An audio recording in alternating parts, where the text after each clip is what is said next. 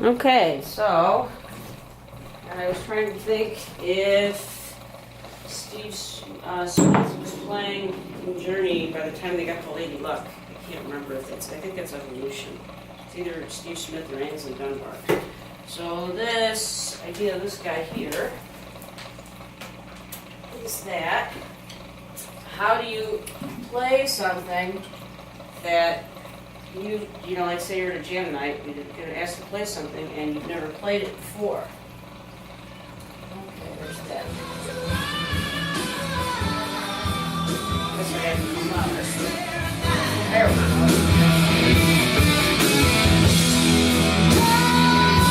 go. Okay, so first idea. When you listen to a song that you've never heard before, and if you play at jam nights or with other people, or you're at some party and somebody asks you to play with the band, sit in, whatever, and there's always going to be a first time, so first time is tough, especially. How do you figure out the song while you're playing it? Because I'm going to tell you this right now, the band, the guitar player tends to pick the songs, the vocalist picks the songs. You do not pick the songs because they don't let you. So, and even if they did let you pick the songs, it doesn't mean that they're going to know it, right? The chord progressions and whatever. God help you if you have to change the key. So I never change the key, but that's just me. Okay, so what do? What's our first objective? You can always start out with this simple thing, right? This is what I do. You know, the very first drum beat 101, you know.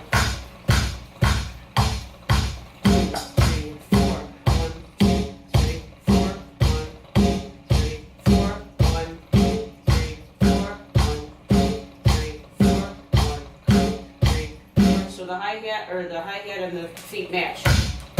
This is what you're getting. If you can count to 4, you can do this, right? Make these two match very closely. Now the snare is usually on 2 and 4, but not always. Sometimes it's on 3. So that's when you got to be tricky. Go find the snare first. That's my opinion, because the snare is almost always right there where you can see it and where you can hear it. The kick drum, God only knows. Sometimes you can hear it, sometimes you can't. If you're lost, follow the bass player. That's my advice. So make sure that you have enough bass in your monitor or in your ear things, or you know that you can hear him. If you can hear him, just do what he's doing. So if he goes da dum da da da da da da, so you got right where he goes da dum, that's yours. Da dum, you know, da dum da da da.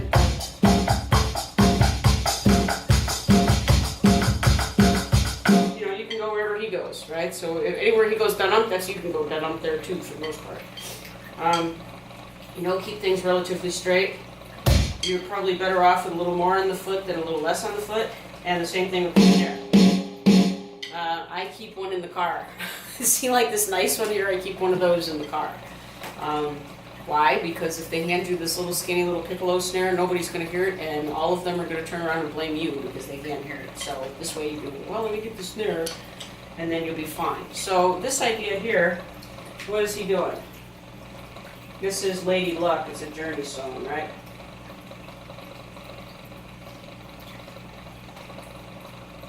Yep, come back, Shane.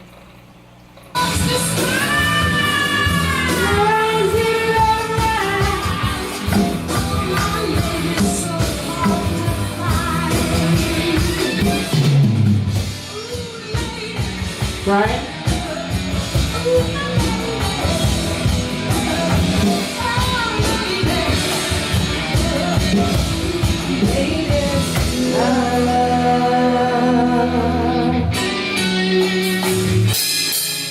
More clunky. They're all right. This is a crash, but close enough. Steve Smith. You can never go wrong with that if it's dirty.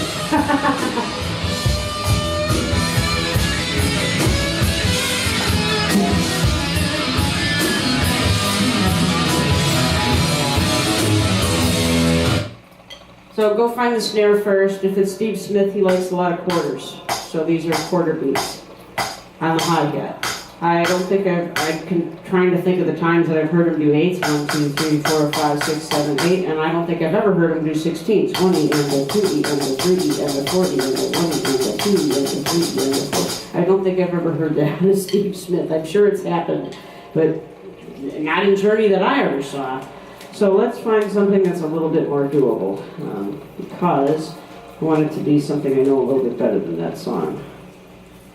Oh, here we go. Well, this is very straightforward funk stuff, right? So this is pretty easy.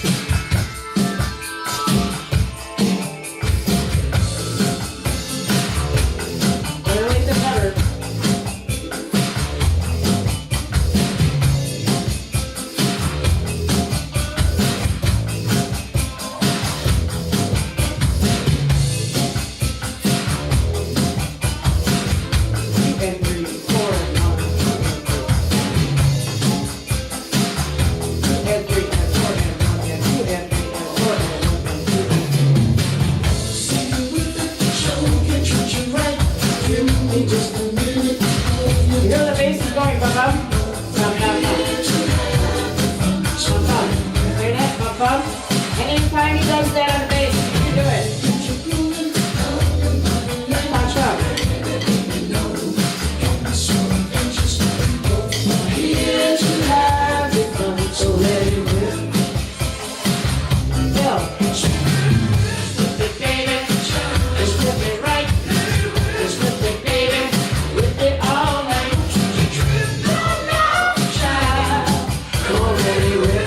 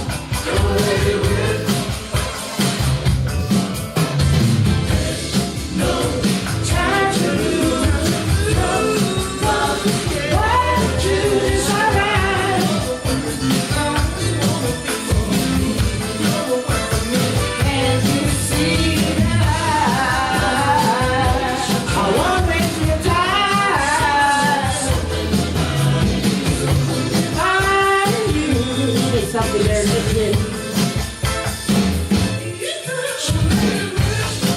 I like the dead silence there. I'm not sure that I should die up there.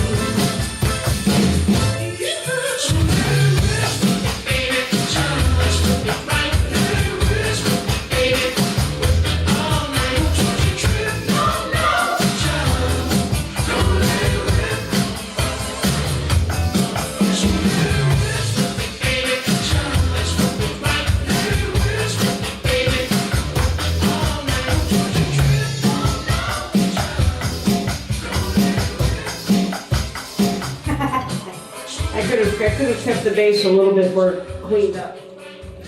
In terms of, it should have been a little bit more solid in terms of just, I was just following the bass player. So that's all variations of very straightforward forward music. And it's all, here's where it's important. It's all dependent on feel. It's not dependent on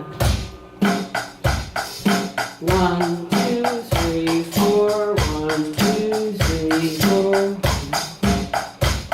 It's not dependent on this. I mean, it is, but that's a little bit too straight for funk.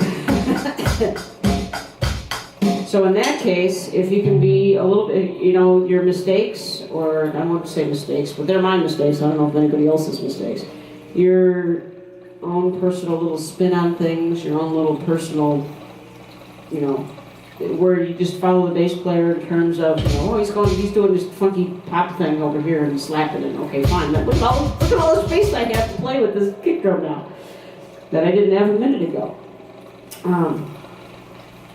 So just start from the beginning. Sometimes there should be a percussion player and there is not, in terms of like a live band, like Africa, for example, by Toto, right? So there's no percussion player. There's no percussion player. That leaves you with kind of a space there. So you got to be a little bit more creative. In fact, you're going to wind up being a conga player. So for whatever that's worth, I can't get the beat in my head right this minute. But these are my little practice tapes. So we're not going to see anything exactly perfect. I don't write anything down. That's just stuffed over there. It's just incidental that I play with. So, know the band. If I guess my point about the whole video, hello Susan, Susan's here. The whole point about the video is that if you know the band, and you know the drummer, and you know the type of music that they generally do, then you probably know what he's going to do next. Not always, but usually. There's Susan. I gotta get Susan. She's very cute. I probably have 1,900 videos of her. What are you doing? This is Susan. Here, want a snack? Who wants a snack? She's very cute. Anyway.